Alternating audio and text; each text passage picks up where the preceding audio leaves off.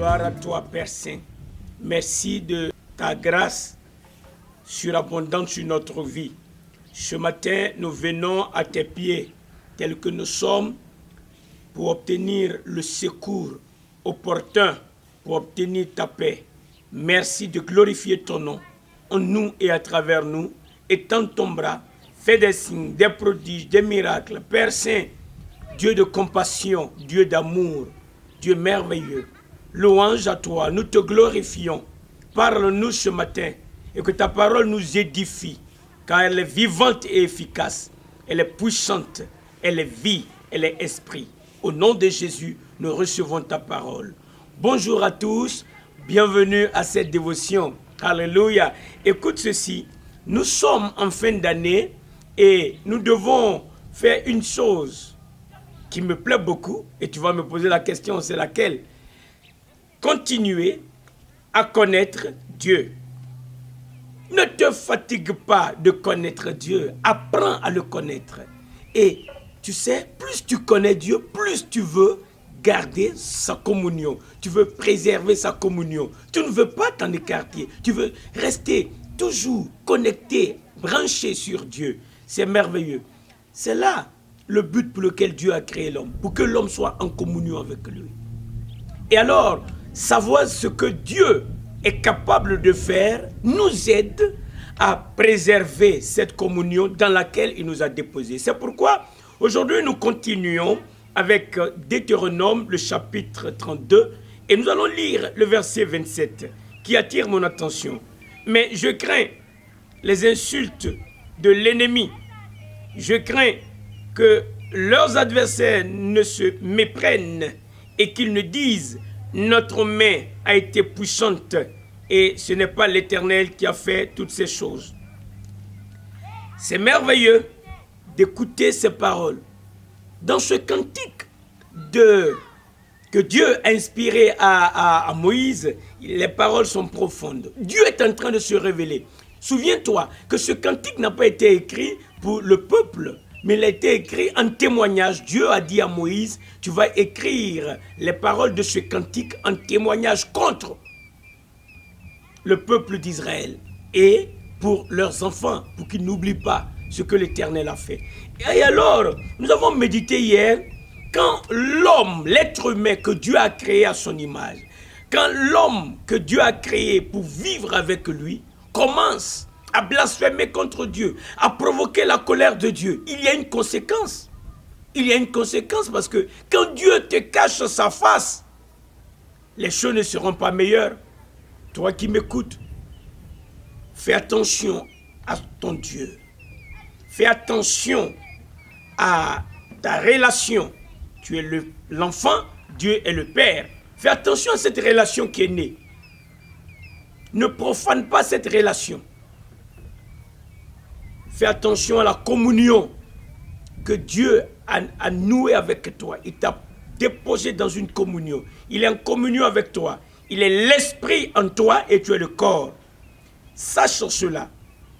Et donc, cette question de communion avec Dieu n'a rien à voir avec une appartenance à une église. Non. Ou à une dénomination. Ça n'a rien à voir avec ça. Le fait que tu entres dans une église ou dans un lieu de culte, ça n'a rien à voir avec la relation avec Dieu, la communion avec Dieu. Parce que tu as reçu Jésus-Christ de Nazareth, tu es devenu enfant de Dieu. La relation naît de cette façon. Et Dieu dépose son esprit en toi. Et alors, cet esprit qui est en toi va maintenir la communion avec Dieu. Ta communion avec Dieu. Et Dieu va œuvrer en toi et à travers toi.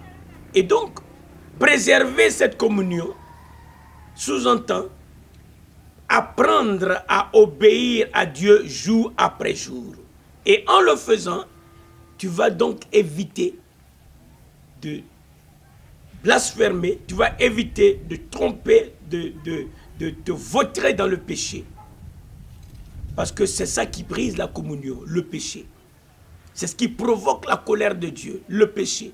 Adorer d'autres dieux, adorer d'autres idoles. Et alors, ce Dieu qui est provoqué il se révèle ici comme le Dieu qui a compassion. C'est ce qui touche mon cœur. Écoute ceci. Mais je crains les insultes de l'ennemi. Pourquoi il y a ce mais? Souviens-toi du verset 26, il dit, je voudrais dire, je les emporterai d'un souffle, je ferai disparaître leur mémoire d'entre les hommes, mais je crains les insultes de l'ennemi. Je crains que leurs adversaires ne se méprennent et qu'ils ne disent, notre main a été puissante et ce n'est pas l'Éternel qui a fait ces choses, qui a fait toutes ces choses. De quoi il s'agit? Les hommes ont provoqué la colère de Dieu. Ils ont provoqué la jalousie de Dieu par leurs crimes, par leurs abominations, par leurs mauvaises pensées, par leurs mauvaises œuvres. Et alors Dieu dit, voici, je leur cache ma face. En un mot, ce que je veux dire, c'est de les faire disparaître de la face de la terre. Mais ce Dieu qui est compatissant, il a dit, écoute, c'est moi qui les ai fait sortir du désert. C'est moi qui les ai nourris. C'est moi qui leur ai fait du bien jusqu'ici. Ils ont été ingrats. Si je les balais du revers de la main, si je les anéantis, l'ennemi va se réjouir. Il va se dire qu'il a été puissant, que sa main était puissante. Alors Dieu dit non. Ma gloire, je ne la partagerai pas avec un autre.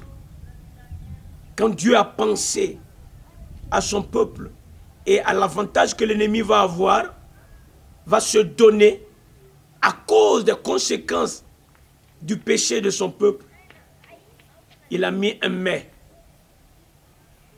Je vais agir autrement.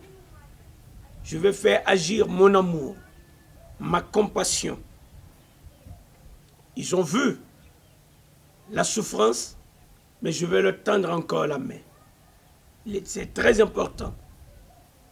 Toi qui m'écoutes, si tu as brisé la communion avec Dieu, Dieu, il t'a caché sa face, mais il a un cœur ouvert, le cœur de Père. Il t'attend. Viens. Ne reste pas dans cette position. Ne continue pas à blasphémer contre Dieu. Reviens à Dieu maintenant. Il n'est pas encore tard. Il pense à toi. Il sait que l'ennemi veut tirer vengeance. Mais il dit, mais je crains ce que vont dire les adversaires. Je crains que l'ennemi ne tire pas avantage de cela. Je ne vais pas donner la gloire à l'ennemi. C'est pourquoi je vais intervenir. C'est important. Toi qui n'as pas encore reçu Christ, viens maintenant. Tu as vu la conséquence de la colère de Dieu un tout petit peu dans ta vie. Ça n'a pas été facile. Mais Dieu te dit, je pense encore à toi. Je ne veux pas que Satan, l'ennemi, ait l'avantage sur toi. Aujourd'hui, si tu entends ma voix, en cette fin d'année, pourquoi ne pas terminer cette année entre les bras de l'Éternel? Pourquoi ne pas terminer cette année en te jetant dans les bras de l'Éternel, dans la cachette de l'Éternel, en te couvrant par le sang de Jésus?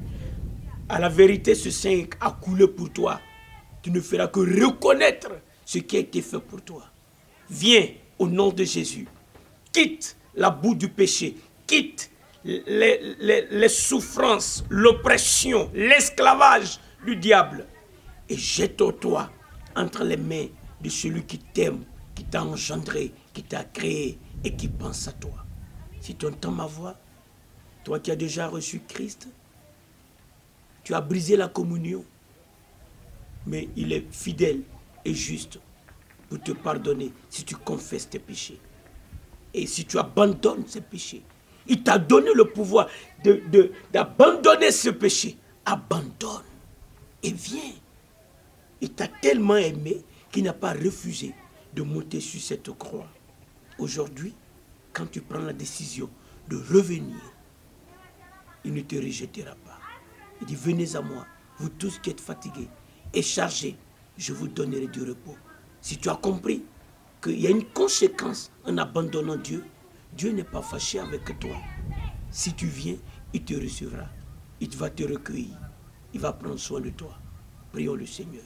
Ô Père, nous te remercions de ce que, à la vérité, nous comprenons que tu es Dieu compatissant. Tu ne nous traites pas selon ce que nous méritons. C'est pourquoi, quand tu as vu que si tu caches ta face, tu nous caches ta face, c'est l'ennemi qui va tirer vengeance, qui va tirer avantage. Tu as dit, mais je crains. Je crains. Éternel, merci. Merci pour ta paix. Ceux qui viennent maintenant pour te recevoir, reçois-les. Bénis-les. Fortifie-les. Permets qu'ils entrent dans ta famille et qu'ils aient la joie de vivre.